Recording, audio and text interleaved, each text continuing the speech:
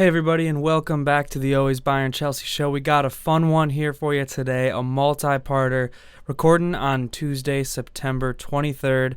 But yeah, I'm dropping in here to give you a little bit of an intro. I'll be back later to give you a preview for the Bayern Munich Werder Bremen match on Friday, September 26th. But before that, we have Jim and our good friend Dylan, who is a Brighton fan and an awesome musician, but they're going to be previewing the Chelsea-Brighton match in the EPL this weekend. So go ahead and check out Dylan's music. It's DYLXN on all YouTube, Spotify, Apple Music streaming platforms. Really, really good. He has a magical voice. So go ahead, check that out. And then after that, Jim's going to come on in and break down Chelsea's win against Lincoln City in the Carabao Cup today. And that was an interesting one. Classic cup match with a lot of drama, a lot of small team energy, small teams putting up big efforts. And Chelsea did come out on top 2-1 by the end of it, but a couple scares. I will say Jorgensen was looking pretty shaky in between the sticks there for Chelsea. So we're going to give you all the breakdowns you need there. Please please subscribe here on YouTube. Leave us a comment. We're building a beautiful, blossoming community of football fans here. So every subscription, every like and comment really means a lot. I'll see you at the end of this now, and we'll talk about Bayern Munich. Welcome back, everyone, to the Always Bayern Chelsea show. I'm here with a great friend to talk Chelsea and to talk Brighton, the match Chelsea has this weekend in the Premier League. Everybody, please say hello in the comments if you're watching on YouTube to Dylan, the Brighton fan. Dylan, how are you? I'm pretty good. I'm happy to talk about my most recent obsession, Brighton and Hove Albion. So hoping to provide some decent insight here. I know there's probably not a whole lot of American Brighton fans, so hoping I can provide my little bits of info here. So yeah, awesome to have you on. I mean, Brighton has kind of been a thorn in the side of Chelsea over the past few years. They've also just done so many sales between them over the past few years. So kind of an intriguing team to discuss. But before we begin, if you are listening, watching, please give us a like, subscribe on YouTube. If you're listening on Apple, Spotify, give us a follow, comment on our YouTube, follow us over on TikTok. We're putting out content a ton here, Danny and I. So whether you're a Chelsea fan, Bayern fan, Brighton fan, or just want to listen to our beautiful voices, please give us a follow. But yeah, we're going to talk Chelsea versus Brighton. They both actually played today in the Carabao Cup third round. Brighton demolishing Barnsley and Chelsea barely scraping past Lincoln City. So that was pretty interesting. Let's just start there because momentum can be a huge thing in football, as we know. What were your thoughts on that match against Barnsley? Yeah, I guess really quickly before, it seems like Chelsea kind of needed the Brighton player, Facundo, to end up winning the game. So not any news there. But yeah, the last round of the Cup, we played Oxford championship team. We won 6-0. Had a lot of newer signings kind of get their debuts in, and they got to score a couple goals. And then this week we played Barnsley League One side. They actually looked pretty decent for the first 10 to 15 minutes. And then we just started kind of scoring goals. Diego Gomez hat trick within 30 minutes. Two absolute worldies. The third goal was probably one of the best goals I've ever seen. So far, but yeah, I guess also in the last League Cup round, after that 6-0 win, the Prem match was against Man City, and then we ended up taking that one. So I'm hoping that there's some decent momentum going into this Prem match. I think it is really important for us this week in the Prem, but overall the League Cup, to be honest, we scored 5 goals that were great strikes and not a whole lot of well-worked goals, but just kind of flashes of brilliance there. So I wasn't super happy about our performance, even though it does look 6-0. But again, it's just kind of a different league for the Barnsley guys. So I think I was never in doubt of losing. But yeah, did you end up watching any of the game at all? Or I guess Chelsea was playing, right? So Yeah, no, I was watching Chelsea kind of on and off while I was at work. But they kept showing the Brighton. It would pop up during the Chelsea broadcast, and they kept saying, "Oh, another goal for Brighton," till they're eventually up 6-0. So, would you say Brighton seems to care about the cups compared to the Premier League?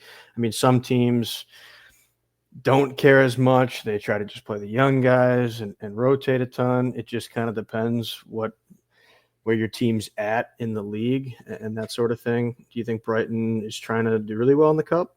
I think they are. From all the conversations that I've heard, press conferences and whatnot, and even comments from, the owner, Tony Bloom, is he does have high ambitions. He actually mentioned that he wants to win trophies, which is like, very ambitious, obviously, because you're not going into the season expecting a Brighton to win a trophy. But I guess last year, Palace ended up winning the FA Cup. So, and they are our rivals. So I think that kind of lit a fire up Tony Bloom, and I think he wants to aim higher now. We have been playing. So I will say the first FA Cup, the first League Cup tie, we'd had 11 changes from the previous Prem week. But I think the thing is with Brighton is we just have such a deep squad that second 11 is, a lot of those players could be starting for other teams, in my opinion. And I think that is also kind of a tough thing for the manager because there are so many good players on our squad, and we have to offload them. Like Facundo over to Chelsea, Matt O'Reilly, who started in the 10 the first 2 Prem games and all of preseason, who was supposed to be like a really big part of our team this year, ended up not playing super well, and then got left out of the team versus Man City where we won, and just went on loan to Marseille on deadline day. So yeah, I think we are going to make a really good effort at trying to win, especially probably this competition, the League Cup, because I think a lot of the bigger teams kind of don't take it quite as seriously as maybe FA Cup. So I'm looking at this competition as somewhere we can go far.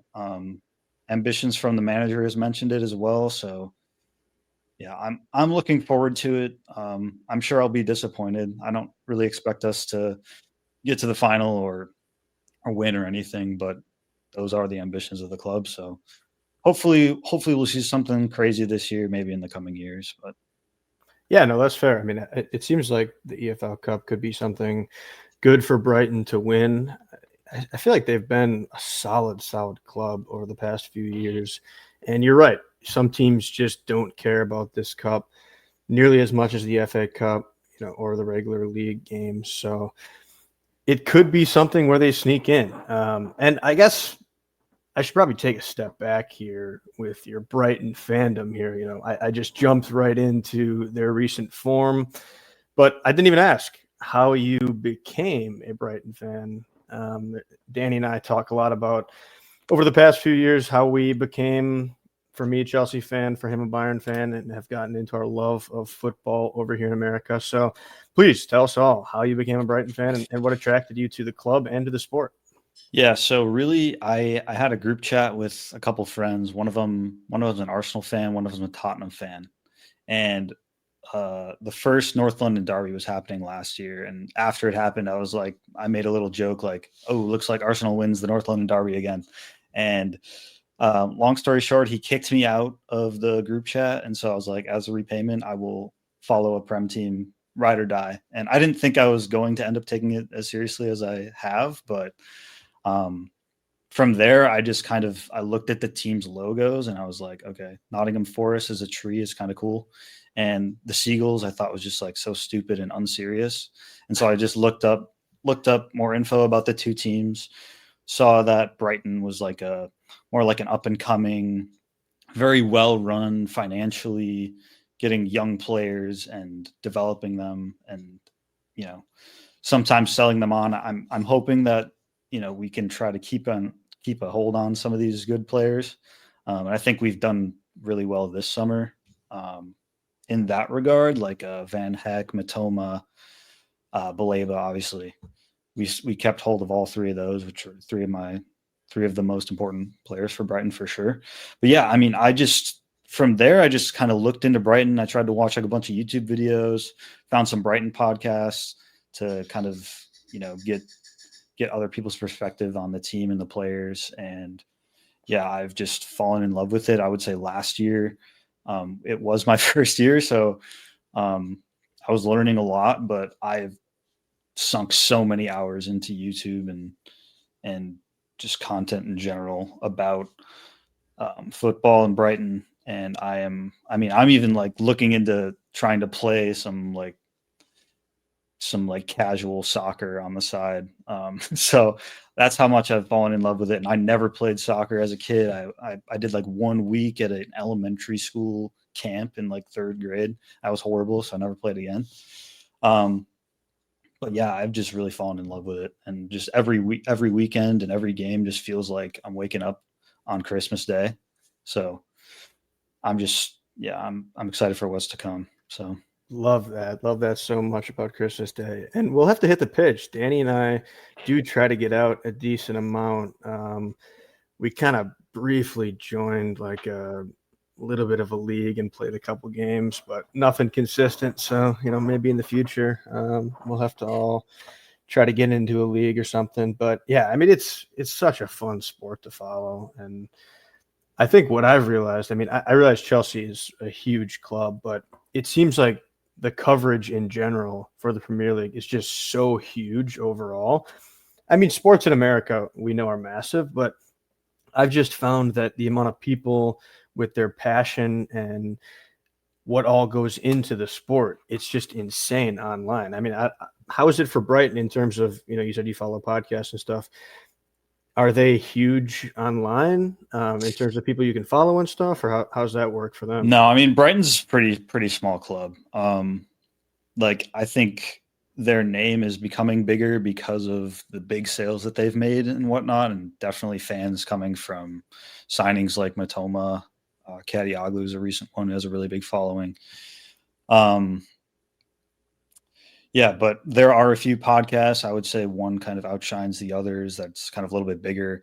There's a few other ones that are just kind of like, they just want to talk Brighton. So, but yeah, there is some really good content, especially around the Prem. Like Sky Sports does a lot of good content on YouTube.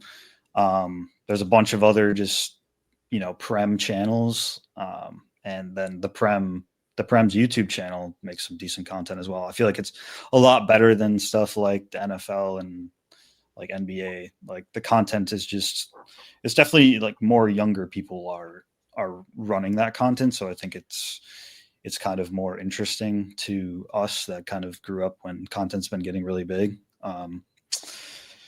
So yeah, I mean, I have every single day I'm watching or listening to some type of podcast or video or whatever, just trying to learn. So it's been great.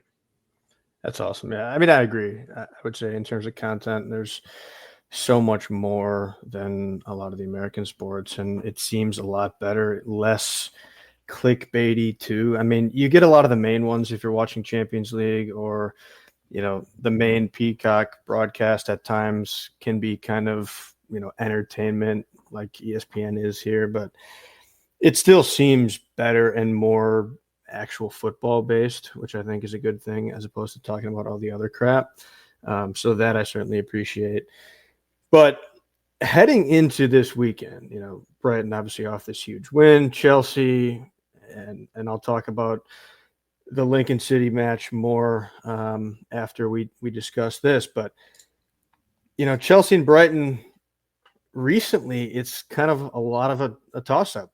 The last two, Brighton won, had a Premier League match, FA Cup match, pretty much 2 smashings by Brighton. Before that, looks like Chelsea won 4 in a row, and then Brighton had won a couple prior to that. So it's kind of been a back and forth. While Chelsea has struggled over the last few years under the new ownership, Brighton was kind of seen as a team that was a little bit of a rival, partially because we started taking some players from Brighton, but also just because they were competitive matches. So I think it's going to be a really interesting one. Just thoughts for you. You've been a fan for about a year now, you said, but thoughts on kind of Chelsea when Brighton faces Chelsea and the whole dynamic of Brighton being Chelsea's sister club.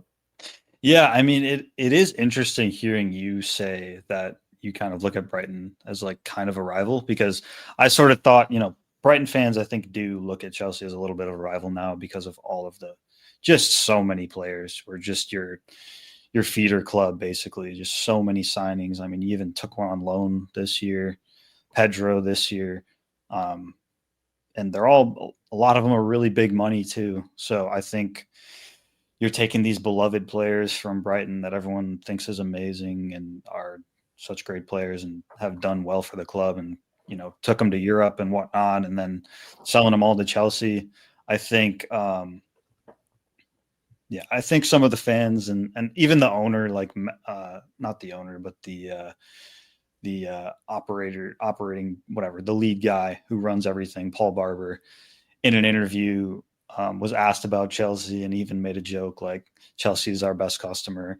So yeah, I mean, I think last year, I remember the first game, Cole Palmer had like 4 goals in like 40 minutes or something. Yep. And it was just crazy, like that insane free kick. And then I think it was the FA Cup. We ended up winning kind of like barely, and maybe not. And then the Prem game had that crazy Matoma goal. I don't know if you remember. Oh yeah, that was goal of the year, I think, in the Prem. It should have been. Oh, was it? It wasn't the Marmouche goal like in the last week or whatever it was. I think it was seriously? a little bit of recency bias, and I was looking at all the comments. They're all like Matoma was robbed here. So I think it should have been, but it's the honorary goal of the year. But I think, especially like Joao Pedro, I think I didn't really see him as a huge loss because we have just so many attacking options. Of course, he's a great player and really good at pens too for us, which we've had 3 different penalty takers across 3 different pens this year so far. So we're kind of trying to find one. But I think there was a falling out at the end of the year with him and JP Van Heck, who's also like one of our most promising young players. And so the club kind of had to choose between one or the other. And I think we chose Van Heck, which I think was the right decision. But I think going into this game, Pedro for me was always like he's a big game player, right? He always shows up in the big moments. And, maybe against some of the lower teams, he's just kind of not in it as much. That's what I observed from last year. And so I think like he kind of has a little bit of a vendetta against us. I don't think he likes our manager very much. I think, obviously the scuffle with Van Heck. So I'm kind of feeling that he could have a big game, and that's kind of one thing that I'm worried about. I'm also worried about your fullbacks, because if Reece James is playing on the right and Cucurella is on the left, first of all, Reece James, I don't know why he's being used in the midfield, if whatever Maresca is thinking there, but yeah, I feel like he's such a good right back, like honestly one of the better in the world, right? But yeah, a lot of our play so far, our attacking play, has just been kick it out to the wings, mainly Minte, who's been by far and away our best player this year. Just kind of toss it to Minte and just hope he can make something happen. And I think that's one thing that Brighton fans are pretty up in arms about, is there's not a clear style of play. There's not a clear idea of what we want to do. And it's just kind of been hope that our magic wingers can, make some magic, right? So that's one thing I'm worried about, is if we're going against 2 of the best fullbacks in the league for sure. And if those guys get shut down, then it might be a rough one for us. Okay, yeah. I mean, that's good to know, because, when I look at Brighton bringing in Hurzeler, last season from St. Pauli, and Danny is a massive fan of him. So potentially in his Bayern preview, I wouldn't be shocked if you slipped in some thoughts about him, but I think he's a good manager. I just haven't really seen him deliver quite yet for Brighton. I thought they kind of ended up the season last year worse than I thought they'd be coming in.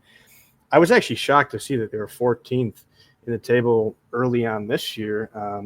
I kind of have just been loosely following the rest of the league. I think they still have a lot of talent there, a lot of potential.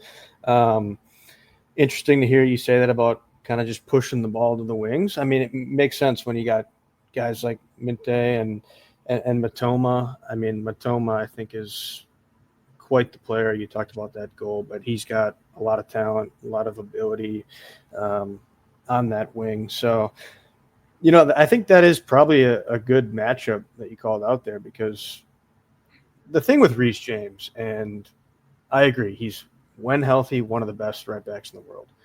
But health is such a concern, and so I think that's sometimes why Maresca does play him in the midfield in those bigger matches as well, because then he can play Gusto if he wants to. But ultimately, he just hasn't been reliable the last few years in terms of availability. So even when he does play right back, he's not able to bomb up and down because you just never know if his hamstrings are going to hold up. And that's kind of frustrating at times, because if you had him and Cucurella both able to just go up and down a ton, that would make Chelsea so much more elite for sure in the attack. Yeah. I think, you did talk about Hurzeler, and Danny's a huge fan coming from St. Pauli.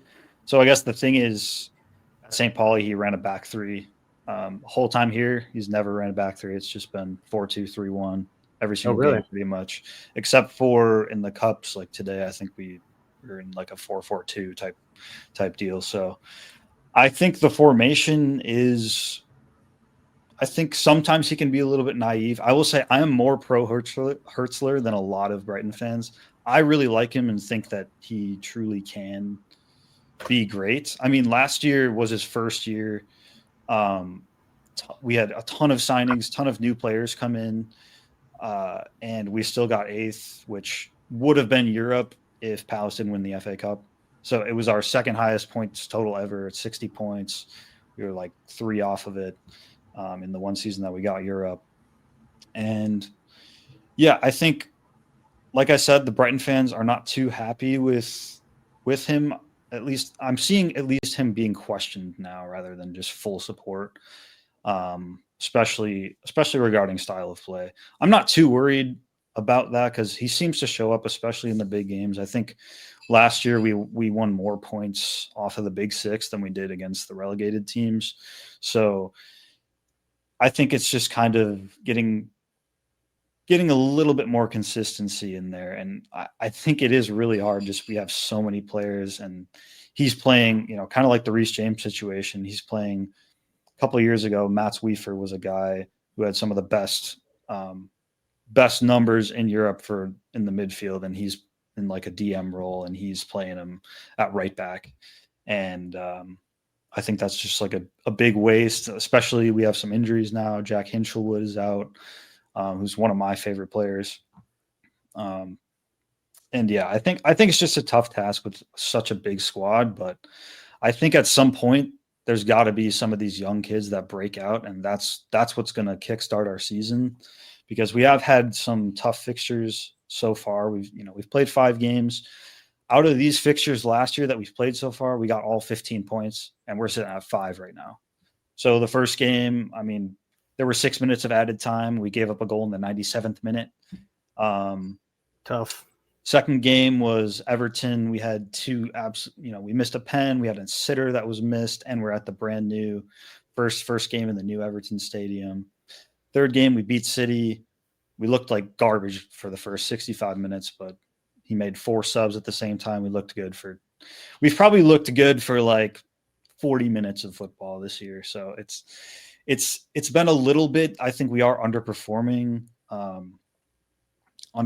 as opposed to what we're expected to be doing. Because, I did hear in an interview like before the season started that, one of the players kind of let it slip that the manager was looking to finish like top 5, and that those are the ambitions.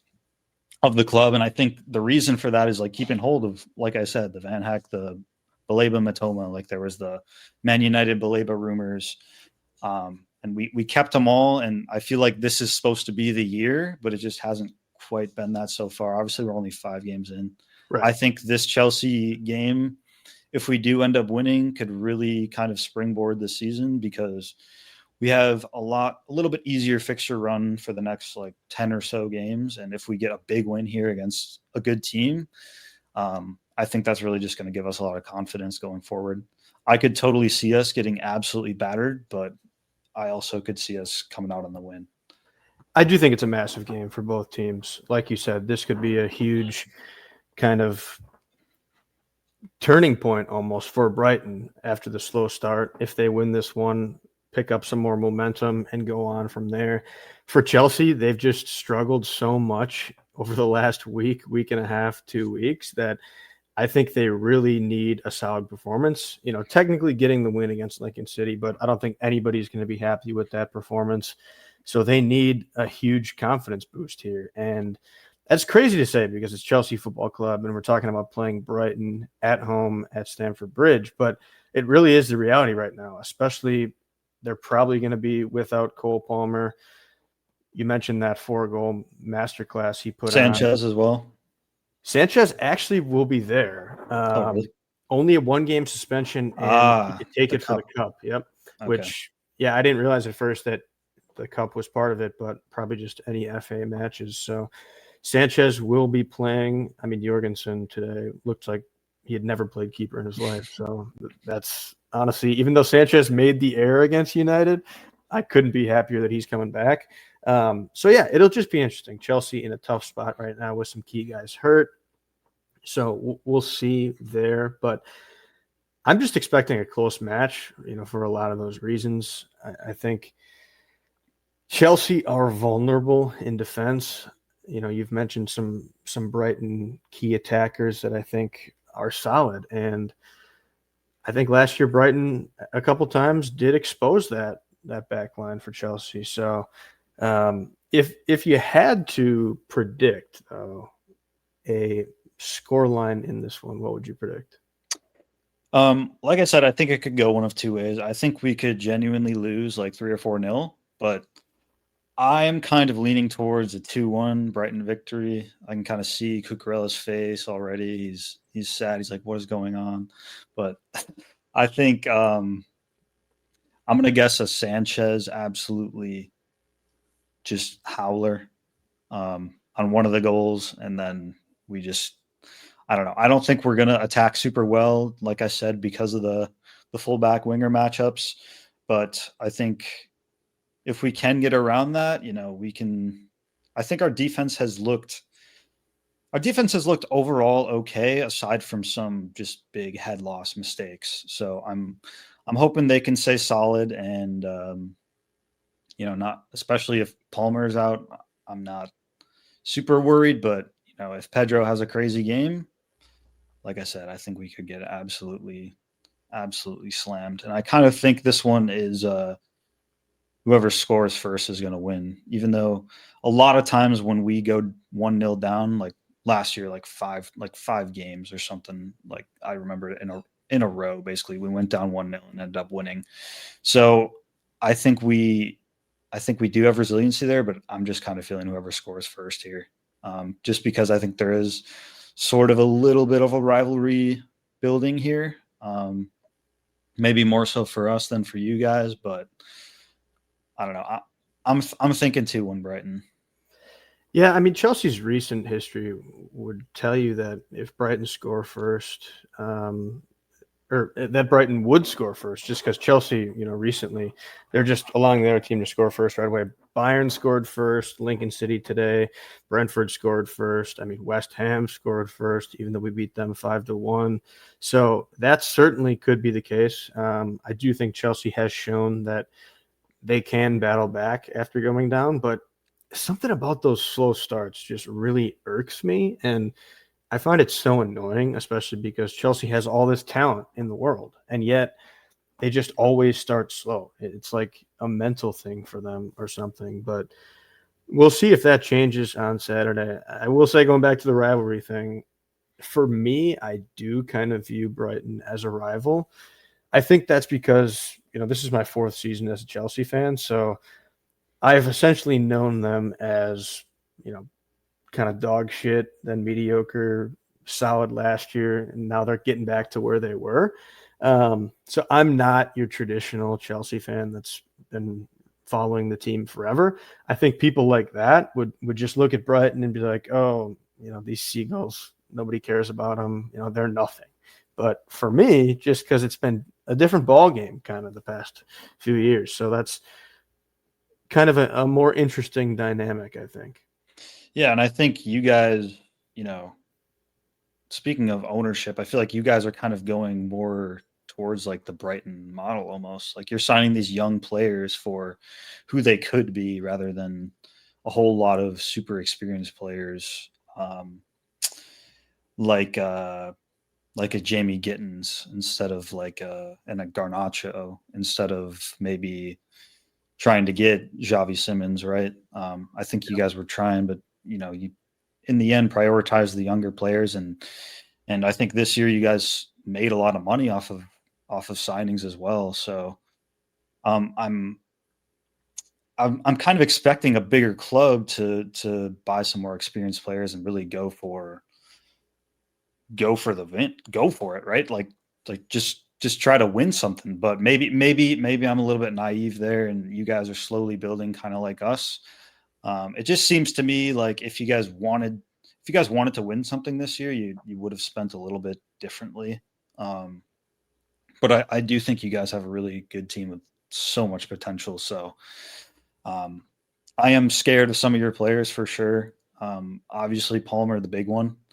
But yeah, I mean, we'll see how it goes. Like I said, I'm hoping for a Brighton victory. Did you end up giving a prediction there, a score prediction? Yeah, I think my prediction is going to be 2-2.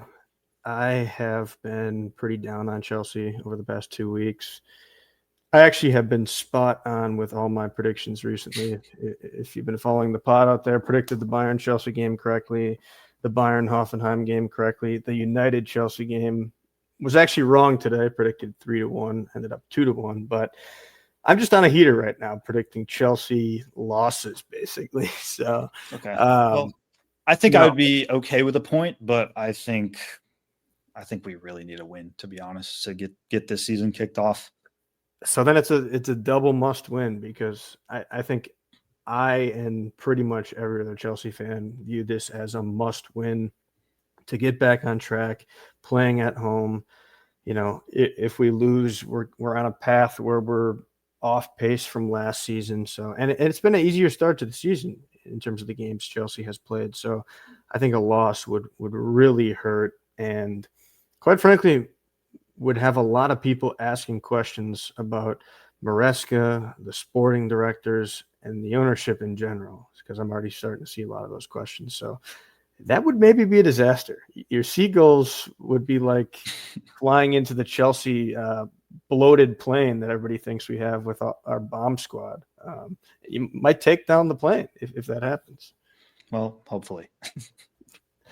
Hate to hear that. Just hate to hear that. Well, that's Dylan and I's predictions for this one. As I said, should be very exciting at Stamford Bridge this weekend. But before we head out here, give the listeners, viewers, a plug for your music, if you'd like, and where they can find you. Yeah, I do make some music on the side. My name's Dylan with an X instead of an A, DYLXN. Search that on Spotify or whatever. Should be able to find me. Yeah, it's okay. So, thank you for the plug. Thank you for having me on as well. It's more than okay if you're listening. If you watched our live stream, you might have heard a little bit of one of Dylan's most recent songs. So definitely give him a listen, and of course, follow him. Thanks for coming on. Yeah, absolutely. I appreciate it. Thank you. I want to talk about all things Chelsea against Lincoln City. What a disaster of a match. I'm going to come on here, be pretty brief talking about this match Chelsea had today. I could not be more disappointed with this match that Chelsea had. I understand they end up getting the win. We take all wins, and that's fine. You win 2-1. This was a disgusting first half by Chelsea. I think questions need to start being asked about the motivations of some of these players, the fitness level of some of these players, the tactics of Enzo Maresca. And I'm partially mad and partially just frustrated because I expect so much more from Chelsea Football Club. And the last 2 weeks, what we have seen has not been up to the level that Chelsea Football Club needs to be. I'm just being honest here. That first half, I don't understand how that can happen against a team like Lincoln City. They're more motivated, they're more ready, more willing to fight, but you know that going in. It's all that Enzo Maresca talked about prior to the match, about how he's worried about these kind of matches because usually these lower teams have more motivation. So if you go into the match knowing all those things, how the hell are you still playing off your back foot, letting them press you like dogs and allowing it to happen, allowing them to pressure you into that first half goal? Enzo Fernandez, what is that pass? Trevor Chalobah, what are you doing? I mean, some of these guys were putting in such stinkers in the first half that I didn't know if they had ever touched a football in their lives. These are basic fundamentals from day one that we're seeing Chelsea fail at. Now, is that a coaching issue, a managerial issue, a player issue on an individual level? I think it's a combination of a lot of things. First off, on the player level, we've seen so many player individual mistakes lately. We saw Sanchez against United. Chalobah own goal against Bayern. We saw other errors against Bayern. Gusto, a pen from Caicedo. Brentford, we see the long throw-ins. The long throw-ins, which again, against Lincoln City, their manager literally knew that it was a weakness for Chelsea. How do we not know that going in against a lower level team, that they're going to use tactics like that to be better than us? To me, that is just insane. It's absolutely insane. Getting back to these individual players, Jorgensen, have you ever played keeper in your entire career? The way he looked, I'm sorry. This guy is terrible. Has zero confidence going out to get the ball. At least Sanchez looks like he has some confidence when he flies all around the place. Jorgensen, this guy does not do anything. He's not a good shot stopper. Ball at his feet, he's fine at best. He can't claim anything. The guy looks like he is flailing around doing nothing, and you can tell the center backs don't trust him at all. I think that's why Chalobah and Fofana played pretty average today. I think Fofana was fine, but Chalobah, Gusto on that right side were not good in my opinion. Chalobah continues to be so shaky. I think he's a depth piece at best. Hato, fine, but that back line is becoming a real vulnerability for Chelsea at this point in the season. I've talked about it at length through the Bayern game, Brentford game, Man United game. That back line is a true vulnerability right now, and I'm quite worried about what Brighton could do. But we saw Lincoln City be able to just pressure with their front against us. Their manager even said after the game, nobody's pressed Chelsea the way we did. We're seriously letting a Lincoln City manager say that about the giant Chelsea Football Club? Are you serious? The way he talked about us was disgraceful, disgusting, pathetic. And I don't want to just go on and on and on and ream these guys, but this is not good enough for Chelsea Football Club. I demand perfection in a lot of ways. And I know that we're not going to get perfection. I know that you're going to have off games. I know that you're going to go through stretches that aren't great. I'm frustrated because it's a combination of little dumb things that Chelsea should not be doing right now at this point in the tenure of Enzo Maresca. So we move to Enzo Maresca going off of the individual player mistakes, which, by the way, again, Enzo Fernandez, get him off my pitch. Enzo Maresca, you're trying to manage a large squad. You're trying to manage the health of players. I like the lineup you put out. you're playing George, Gittins, Buonanotte, Garnacho, Santos, Hato. I think it's a great lineup to play some young guys, also still play Fernandez, Fofana, Chalaba.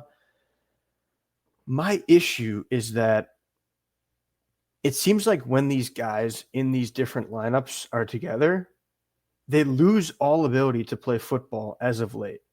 It's almost like they aren't with each other on the training pitch. They haven't seen these guys. They don't know how to attack in a cohesive way together. And it didn't even seem to me like Lincoln City was in this crazy low block. I mean, sure, they played a back five, but this is a lower level team that we're talking about here that you should be able to pick apart. And we saw it early in the second half, finally, but I'm frustrated with the way Chelsea look at times playing against teams like this. You just need to be more creative in the attack. And I think they have creative guys. I think Gittins showed flashes. Garnacho has shown flashes. Buonanotte has shown flashes. But why can't they come together under Maresca's system and be the great players that we want them to be? It seems like that's only the case when we have Palmer there, Caicedo there. That to me is frustrating. You know, when Pedro's there, I just don't know the direction Maresca wants to go at times. He plays George at center forward. He really has no business being center forward. As much as I don't want to hate on the guy, I'm just frustrated at times with how this team does in the attack under Enzo Maresca. You see the potential, and then it just disappears other times. Now, onto the sporting directors, where a game like this makes them look foolish because Jorgensen is not a backup keeper. He's not Premier League material. The guy is absolutely terrible, and I never want to see him near a pitch again. Honestly, I'd rather play Gaga Slonina at this point. Don't even know what he provides, but I'd rather play him than Jorgensen. I think in January, whether you buy Mignon and then Sanchez is your number two, you just need to do something else because Jorgensen is not Chelsea Football Club level, even as a backup. And that to me is a huge thing we need to address. Again, the center backs, it's clear without Levi Colwill, we don't have anybody else who can step in, maybe even without Benoit Badiashile. Chalaba and Fofana playing again here. And they're just not at Chelsea Football Club level. They're really not. Again, I hate to say it, but it's true. The questions. Tyrique George doesn't get sold. He's a center forward. Guiu doesn't end up playing because he was potentially had a knock and they didn't realize he could play for him in this EFL Cup. Facundo Buonanotte on loan. Who knows why that was brought in? He showed flashes. It's just frustrating. A lot of young guys. Should we have bought more experience? These are all questions that the directors may need to answer sooner rather than later. I'm hoping it doesn't get to that point because I still have some trust in them. But these things might be brought up soon. They might be brought up very soon. 2-1 against Lincoln City. Down 1-0 at half. This is not acceptable. Now, moving on to some positives. We did score those 2 goals very early in the second half. Tyrique George. What a strike. Are you kidding me with that strike? I don't love him as a center forward. I don't think he fits at all. He's not physical enough. But for him to put a strike like that to start the second half, that shows grit, determination, and toughness, even some leadership to go out and do that in this group of guys that are just coming together. And then gets the assist for the goal for Buonanotte shortly after that, a couple minutes later. And it was a Cole Palmer-esque goal for Facundo. I won't even lie. I'm not comparing him at all to Cole Palmer. Palmer is a world-class player, 8th in Ballon d'Or list. But the goal reminded me of that Luton Town goal that Palmer had when he was wearing this kit right here. And we know how cold he was that day. That was a special goal too. And Chelsea do end up holding on for a 2-1 victory. I finally did get a prediction incorrect, as I had said 3-1. But listen, I was not happy. I'm still not happy. I'm very worried about what's to come. Please listen here now to my preview with Dylan talking about the Chelsea-Brighton match on Saturday. But I'm not happy. I'm expecting more poor play this weekend, unfortunately, especially without Palmer. I'm hoping for the best. I want to be positive.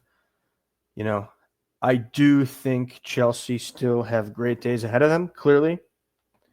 I just get a little worried at stuff like this because we see this at times with this young squad, and I want the best for Chelsea.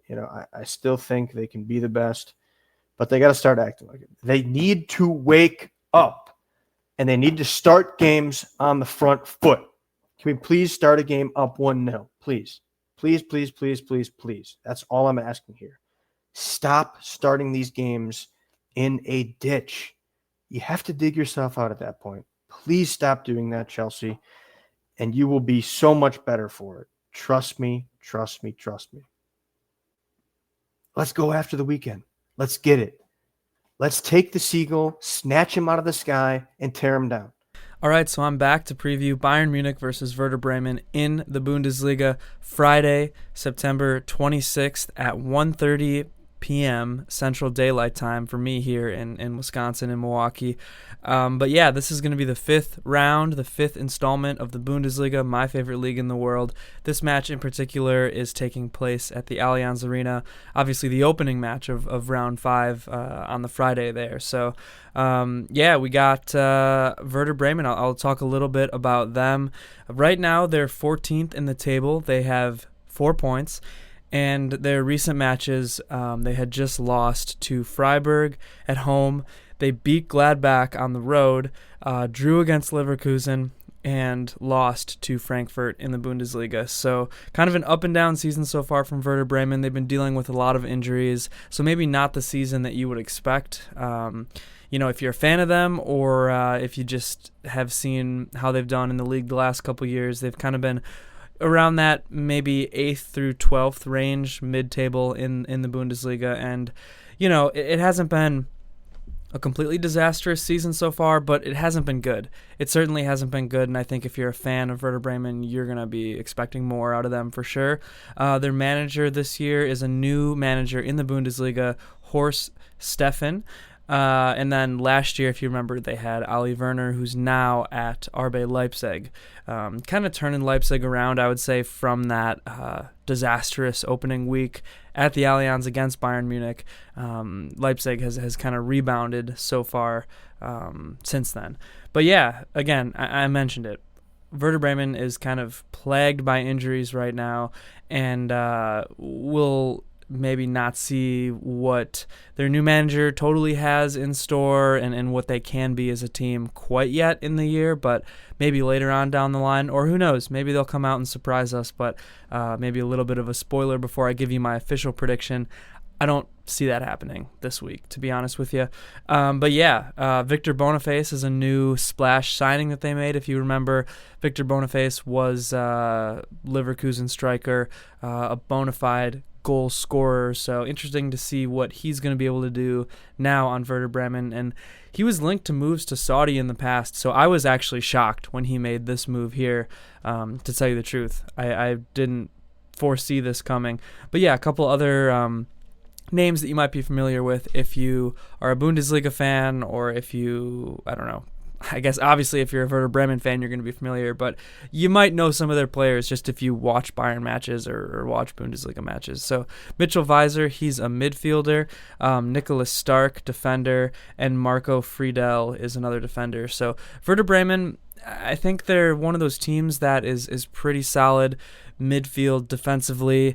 They just in the past have kind of lacked that firepower. They've lacked that attacking prowess to kind of get them up to the upper echelon of top table teams, and maybe Victor Boniface can provide that for them. I think that's what they're hoping, kind of making a big move like that. But yeah, now on to Bayern Munich. Bayern is first in the Bundesliga. They have 12 points. Impossible to have 14 points at this point in the season. They've only played 4 games, so they've gotten 3 points from all 4 of their matches so far, earning them that top spot alone in the table with 12 points. Recently, we saw them beat Hoffenheim 4-1 last week away, and that was one where Kompany rested a lot of guys. Bayern looked a little shaky, a little disjointed at the start, and then propelled by a Harry Kane hat-trick, Bayern, lo and behold, wins that one 4-1. And then obviously the big time Chelsea Champions League match that we live streamed. We did a lot of reactions and previews for. So Bayern won that one 3-1 as well. And if you want to see more about that, check out our past videos. So yeah, Bayern really just undefeated this year, looking very good in a great stretch of form. Thumping Hamburg prior to that at home, and then again prior to that one beating Augsburg on the road. So yeah, Bayern Munich is looking good, and this team is scoring a lot of goals. They're doing solid enough defensively. Harry Kane is just on this insane stretch right now where he's just scoring goal after goal after goal. Really wild, insane, like mind-boggling numbers from Harry Kane so far. And yeah, Bayern just continues to win. So that's kind of what Bayern's going to be hoping to do here, is just maintain their form, pedal to the metal, keep rolling. And I do expect it to happen. I don't think this is going to be the match where Bayern slips up. Eventually it'll happen, but I don't think it's going to be this week. And then, Bayern obviously does have injuries. They're dealing with some questions on the back line right now, in addition to obviously Jamal Musiala. But you have Alphonso Davies, of course, and Hiroki Ito. Those are the long-term injuries. But outside of that, you have Josip Stanisic, who I don't think is going to be back for this one. I believe Guerrero's back and fine to go now. And then you have Kim Min-jae, who it sounds like he's going to not really be training this week, is questionable for the match on Friday. I'm leaning towards I don't think he's going to play, and I don't honestly think it'd be smart to have him play. The guy played injured with an Achilles problem all year last year, and his form suffered for it, and I don't want to see that again. So why take a risk in a match like this against Werder Bremen for Kim? Obviously, after this, Bayern has Paphos in the Champions League, and then Frankfurt and multiple Bundesliga matches, and the schedule doesn't get any easier, so you might as well, I think, just rest Kim for this one. But yeah, I'm going to give a predicted lineup here for Bayern Munich. I think we're going to see a relatively stable, I guess you could say, lineup for Bayern outside of that back line. And Company rested a lot of guys against Hoffenheim, so I do think we're going to see a lot of these guys that are normally starters get starts again in this one, if that makes sense. I think we're going to see Neuer. Well, actually, I'm almost positive we're going to see Neuer, because Jonas Erbig did actually go down with an injury today in training, so it sounds like he's going to be out for multiple weeks, and I think we're just going to see Neuer for a while here now. But yeah, I have a suspicion that Sacha Boey is going to play at right back. Konrad Laimer is one of those guys who hasn't yet been rested, so I'm going to go out on a limb here. I know he always plays, but I'm going to go out on a limb and predict him to be rested for this one. I'm going to say Boey is going to start. I think the center backs are going to be Upa and Ta. I think Company's going to kind of want them to ground the back line and whatnot. And then I think we're actually going to see Guerrero as the left back, Stanisic being out. I just feel like it's a match where Company might use Guerrero for some reason. I think he likes Guerrero a lot. He likes him a lot more than I do at left back, that's for sure. I think Guerrero probably operates better as a wing back, but that might be a different conversation. So I'm going with Guerrero in this lineup. I think Company's going to do it, even though I might not personally. I think the midfield is going to be Kimmich and Pavlovic. And then I think the attack is going to be pretty chalk. I think it's going to be Olise, Gnabry, Diaz, Kane. And I would not be surprised whatsoever, obviously, if Laimer starts. Like I said, he always starts. And I also wouldn't be surprised if Diaz gets some rest, because he's another one of those guys who has kind of been starting every match. And again, it really could be one of those matches where Company does want to get him some rest.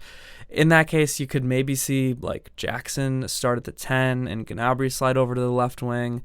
You could see Carl and then like Olise maybe at the 10 and Gnabry at the left wing. I don't know. There's a couple different options Company could go for if he really wants to rest Diaz here.